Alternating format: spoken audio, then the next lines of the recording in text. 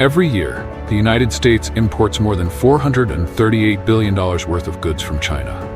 But after those goods are unloaded, many containers remain stranded on American soil, like empty steel blocks, stacked inside massive container graveyards. From steel sheets stamped and welded by robots to withstand storms across the ocean, to the moment they are dismantled or reborn as homes, cafés, and storage units, shipping containers are entering a strangely paradoxical life cycle. So why has a symbol of global trade become a burden for America? And how can these forgotten steel boxes turn into a new industry? Join Terran Works as we explore it in today's video.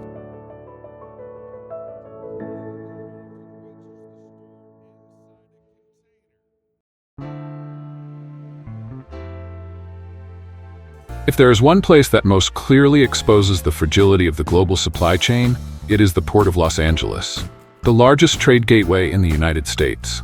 In 2024 alone, the port handled more than 10.29 million TEUs, revealing the enormous scale of goods flowing into the American market. But behind those impressive numbers lies a paradox that few people notice. Once the cargo is unloaded, many containers do not immediately continue on a new journey. They remain around the port, in logistics yards, along rail lines, or stacked into massive walls of steel. The crisis reached its peak during 2021 to 2022, when the pandemic caused American consumer demand to surge. Ports, warehouses, trucking networks, and rail systems could not keep up. Containers began getting stuck in the wrong places. Agricultural exports were delayed, contracts were canceled, and overseas customers turned to other suppliers. American businesses gradually lost credibility in international markets. In the dairy industry alone, container shortages, delayed vessels, and rising shipping costs caused U.S. companies to lose more than $1.3 billion in export revenue during the first 9 months of 2021. The more containers piled up in storage yards, the higher logistics costs climbed. In the end, the price was paid not only by shipping companies, but also by farmers, exporters, and millions of consumers. The Port of Los Angeles does not merely reveal an overloaded transportation system. It exposes the broken rhythm of the global economy, in a place once seen as a symbol of modern trade speed.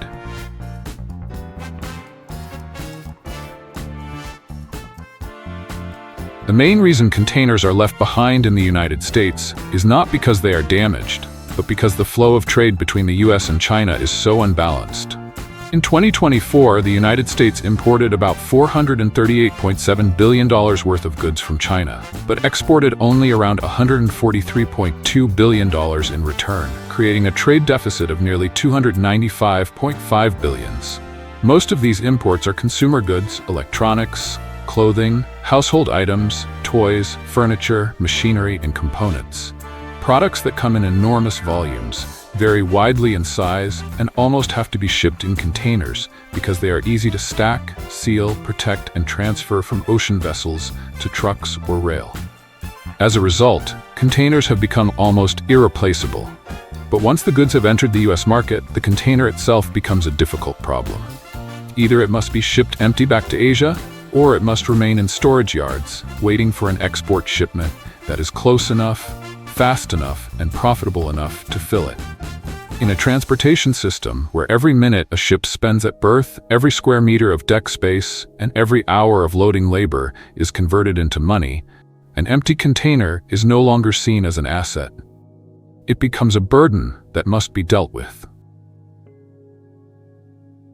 Then the COVID-19 pandemic hit. As Americans were stuck at home and shopping online at record speed, goods from Asia poured into the United States like a flood, and containers could not be turned around fast enough. They became trapped at ports, storage yards, rail terminals, and deep inland. Meanwhile, Asian factories were running short of empty containers to keep exporting goods. Shipping lines, logistics companies, and exporters began hunting for empty containers across the United States. Container yards that had once been seen almost as scrap suddenly became stockpiles of valuable assets. When supply could not keep up with demand, freight rates soared. Routes that had once cost only a few $1,000s were pushed to more than $20,000 during the most stressful period. At that point, the calculation for shipping companies became very clear. if they waited for U.S. scoring export cargo, a container might have to travel deep inland, spend several more weeks being loaded, and then return to the port. But if it was sent back to Asia empty right away, it could quickly be used for a much higher-paying import shipment. So during the crisis, many containers left the United States empty, while American export goods remained behind. The 2021 crisis therefore revealed a deeper truth. A container does not have a fixed value. Its value changes depending on location, timing, and scarcity. In the wrong place, it is a burden, but when the world needs it to keep moving, that empty steel box can become the key to an entire trade route. In a container manufacturing plant, everything begins with large steel coils or heavy steel sheets being fed into a cutting line and trimmed to precise dimensions. From a flat surface, the steel is divided into different parts, such as sidewalls, roof panels, doors, bottom frames, and load-bearing beams. The steel sheets then pass through a corrugating machine, where powerful pressure forms long, even ribs across the surface. These ribs give the container its strength, helping it resist impact, prevent bending, and remain rigid when stacked during transportation. Once the parts are ready, workers and welding robots begin assembling the main frame, including the corner posts, cross members, bottom frame, and roof frame. Each steel wall panel is placed in the correct position and welded firmly into place, gradually turning separate pieces into one massive box-shaped structure. Next, the floor is installed using heavy-duty plywood or specialized materials, securely fastened to the bottom frame so it can support tens of tons of cargo. The container doors are also fitted with hinges, locking bars, rubber seals, and handles to ensure they open and close firmly, remain watertight, and provide safe protection for the goods inside. After the structure is completed, the container moves to the surface treatment area, where the entire steel body is cleaned, shot blasted, or roughened to remove rust, oil, grease, and metal dust. A rust-proof primer is applied first, followed by the outer paint layer to protect the container from sunlight, rain, sea salt, and constant impacts. Finally, each container goes through quality inspection, including water tightness testing, dimensional checks, weld inspection, and door operation tests, before being numbered, marked with identification codes, and moved to the yard for delivery. When a container becomes too old, badly dented, or no longer meets international shipping standards, it begins a new journey, recycling through melting. First, the container is moved to a dismantling area, where workers remove non-metal components such as the wooden floor, rubber seals, insulation, electrical wires, or any remaining accessories.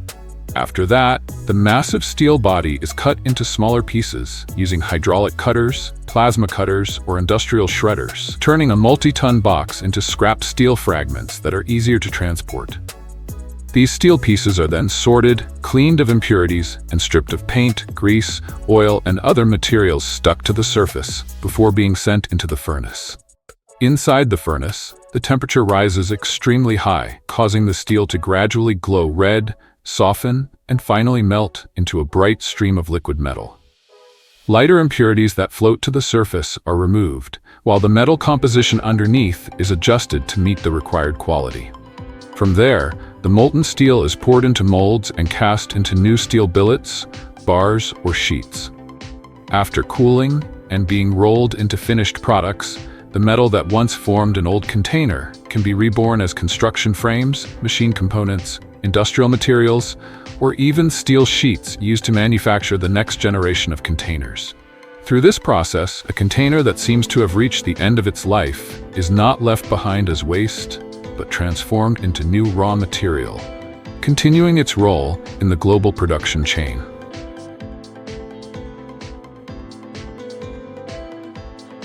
But instead of melting old containers down into scrap steel, Americans have found a more interesting way to give them a second life, turning the boxes that once crossed oceans into homes, cafés, offices, creative studios, and even small desert resorts. For many people, the appeal of container buildings is not only about cost, but also about the story behind them. From a steel box once stacked in a port yard, exposed to sunlight, wind, and sea salt across thousands of journeys. The container is brought into a workshop where openings are cut for windows and doors. The steel frame is reinforced, and insulation, plumbing, electrical systems, wooden flooring, glass, lighting, and interior furnishings are installed. Each cut made into its metal shell does more than change its shape. It opens up an entirely new life cycle, transforming it from a tool for transporting goods into a space filled with light, sound, and human presence. In the United States, this form of recycling is especially attractive to people who love a minimalist lifestyle. Young families looking to reduce housing costs, or business owners who want to create a cafe, shop, or homestay with a distinctive character. Instead of building a large structure in the traditional way, they choose one or several container units, place them in pine forests, the deserts of Arizona, the hills of Texas, along highways or near tourist destinations, and turn them into compact homes, open-air cafes, mobile offices, or unique retreats. What makes these container buildings special is that each one carries a very American spirit: free-spirited, practical, and highly creative. On the outside, many still keep the corrugated steel shell, industrial paint, and boxy original shape as a mark of their past. But inside, they become a completely different world. Warm yellow lighting, a small kitchen, a neat sofa, a rustic coffee counter, panoramic glass doors, and large sunlit windows that create a modern, cozy, and stylish space. For many Americans, recycled container architecture is not just a strange type of home or building, but a statement about living differently, making smarter use of what already exists, building with less waste, and searching for a freer space away from the increasingly noisy rhythm of urban life.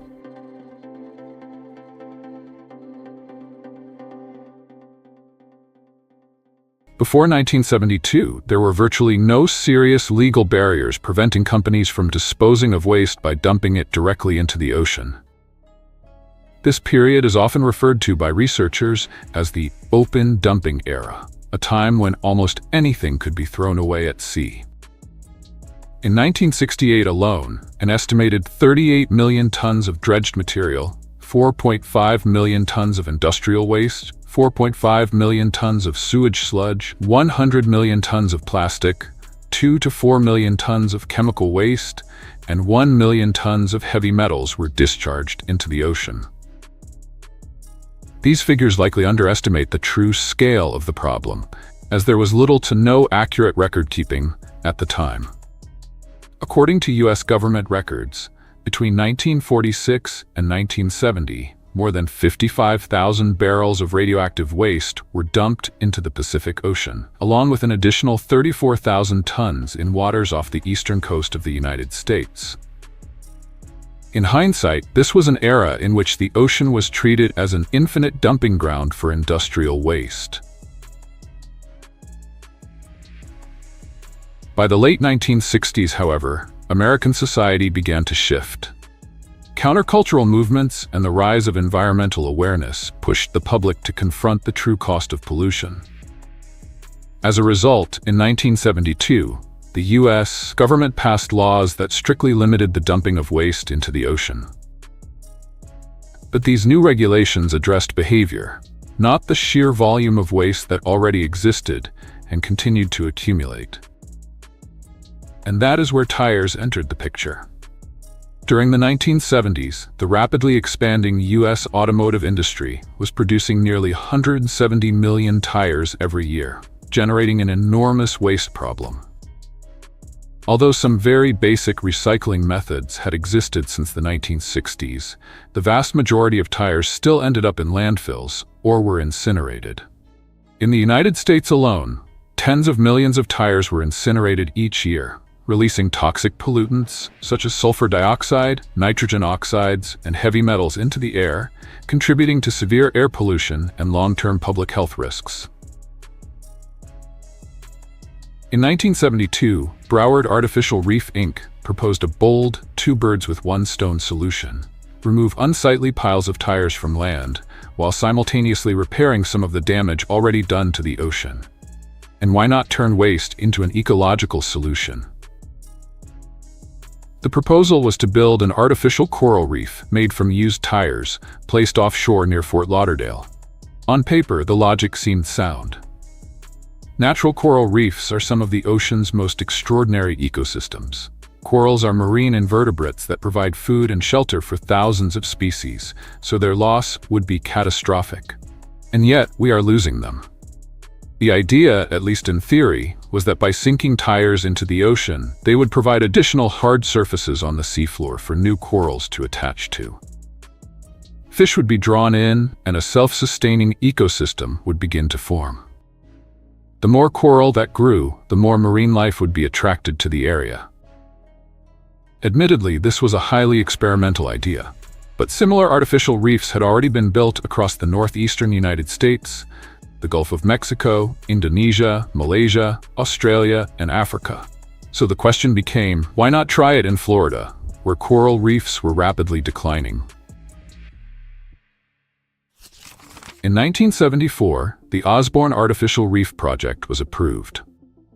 More than 100 private vessels took part, each carrying thousands of tires bound together with steel clips and nylon straps, and dumping them into an area covering 88 acres, roughly 7,000 feet offshore. The project was popular enough that even the tire manufacturer Goodyear got involved. Not only did they provide equipment for the smaller boats, they also opened the site in dramatic fashion by dropping a massive gold-plated tire from a branded blimp as it flew overhead. In total, as many as 2 million tires were used to create the Osborne Artificial Reef. Can you imagine what that must have looked like?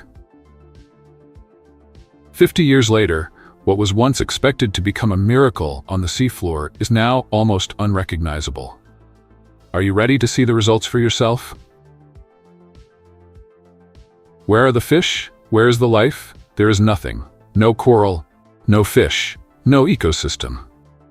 Despite the fact that the original idea sounded reasonable in theory, despite the good intentions and optimistic promises, the Osborne Artificial Reef ultimately became a catastrophic failure.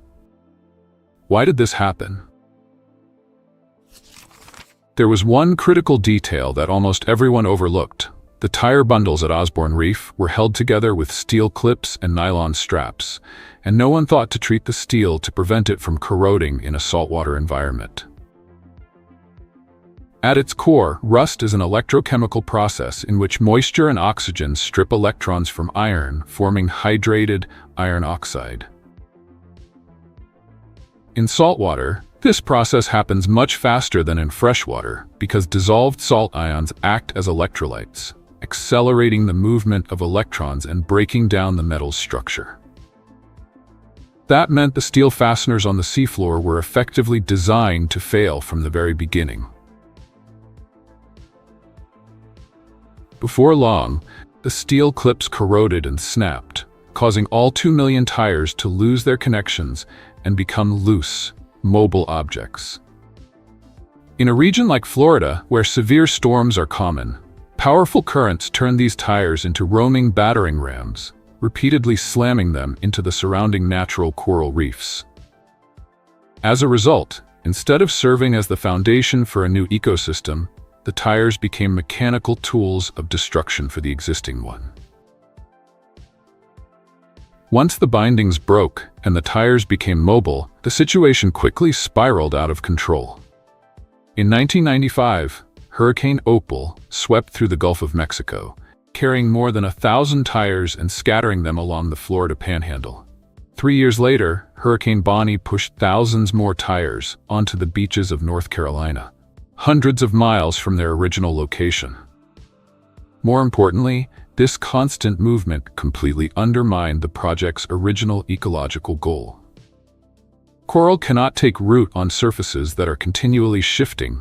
It requires a stable foundation, clean water, suitable temperatures, and a healthy supporting community of organisms to grow. Tires dragged hundreds of miles by storms not only destroyed existing coral reefs along their path, but also had no ability whatsoever to form new ones. Instead of becoming a cradle for life, they turned into long-lasting disruptive objects throughout coastal ecosystems. By this point, the damage was no longer hypothetical. And it was only when the consequences could no longer be ignored that people finally began to intervene. In 2001, nearly 30 years later, a $30,000 grant enabled researchers at Nova Southeastern University to recover just 1,600 tires. A tiny number compared to the scale of the disaster, but the first systematic attempt since the project was created. However, the economic reality quickly became apparent. After accounting for vessel rentals, specialized labor, and mandatory permitting procedures, the average recovery cost came out to about $17 per tire. Multiply that figure by the millions of tires still resting on the ocean floor, and total cleanup estimates ballooned to somewhere between $40 million and $100 million. At that scale, fixing a mistake that had been pitched as a cost-saving solution in the 1970s turned into a financial burden no organization was willing to shoulder. As civilian efforts stalled under the weight of cost, the U.S. military stepped in under very different circumstances. In 2007, the area became a dive training site, allowing crews to recover about 10,000 tires. By 2009, after additional funding, that number had risen to 72,000. But when the training operations ended, the resources disappeared with them. Most of the problem remained untouched. More than 95% of the tires were still lying on the ocean floor. After years of stagnation driven by high costs and the absence of stable funding, the first truly significant progress finally emerged. From 2016 to 2019, through a $4.3 million contract with Industrial Divers Corporation, the Osborne Reef cleanup achieved its most tangible results since the disaster began. At peak capacity, IDC was recovering between 2,000 and 5,000 tires per week, bringing the total number of tires removed to a staggering 250,000. Even so, roughly 2/3 of the tires were still on the seafloor. And more importantly, the cost of maintaining that pace remained far beyond what the Florida government could afford in the long term. As public budgets continued to be stretched thin, another option appeared, at least on paper. In 2021, the private company 4Ocean announced a plan to recover tires from a 34-acre area north of the original dumping site. Unlike previous efforts, this model was partially funded through the sale of $29 bracelets marketed as being made from recycled tires. According to 4Ocean's claims, each bracelet sold corresponds to 5 pounds of ocean trash being removed. In theory, this created a self-sustaining system, and in practice, they delivered striking results. Estimates released in 2022 suggested that only about 500,000 tires, roughly 25% of the original total, remained unrecovered. But it was also at this point that the story began to take a far more interesting turn. To put these numbers into context, it's necessary to go back to the first cleanup effort carried out by Nova Southeastern University, where the average cost came out to about $17 per tire. If we apply a simple calculation, even if it isn't perfectly precise, the picture starts to shift. On average, a single car tire weighs around 25 pounds. Under 4Ocean's model, in which every 5 pounds of trash corresponds to $29, the recovery cost rises to roughly $145 per tire, about 8.5 times higher than the original campaign. Now, before anyone completely loses their mind, there are a few things that need to be clarified. The first cleanup took place 2 decades ago, and operating costs have almost certainly increased since then. In addition, 4Ocean is not a charity, but a for-profit company, with business and operational expenses that academic groups do not have to absorb. Even after accounting for those factors, however, the gap still raises an uncomfortable reality. It looks like a massive amount of money is being pocketed along the way. And this is where the story begins to move beyond environmental concerns alone. Should we criticize a company that is creating positive environmental impact simply because it makes money from doing so? Or is the real problem somewhere else? Why are the parties that directly created this mess not being held responsible for cleaning it up? Goodyear, the world's second-largest tire manufacturer, was once enthusiastically involved, supplying equipment to dump tires into the ocean and even staging a flashy launch by dropping a giant gold-plated tire from a branded blimp as it flew overhead. And then, when everything fell apart, they simply disappeared from the story. From a PR perspective, that makes perfect sense. Landfills on land are visible scars that everyone can see. Osborne Reef is not. It sits underwater, out of sight, doesn't get in anyone's way while swimming, and is very easy to forget. But that still isn't the most frightening part. The bigger concern lies in another possibility. When fixing a disaster becomes a profitable industry, the system may begin to incentivize the very mistakes it claims to be correcting. This is not meant to suggest that 4Ocean is acting with bad intentions, but it does point to a structural risk, one where pollution can inadvertently become the foundation for a lucrative remediation market. And that possibility is what should worry us the most. Osborne Reef was not an isolated mistake. France once sank 25,000 tires under the same assumption, only to spend over $1.1 million retrieving them after pollution was discovered. The question is whether artificial reefs fix problems or hide them. And at that point, the ocean is no longer the only victim. It becomes the final dumping ground for decisions humanity would rather not confront. What do you think about this?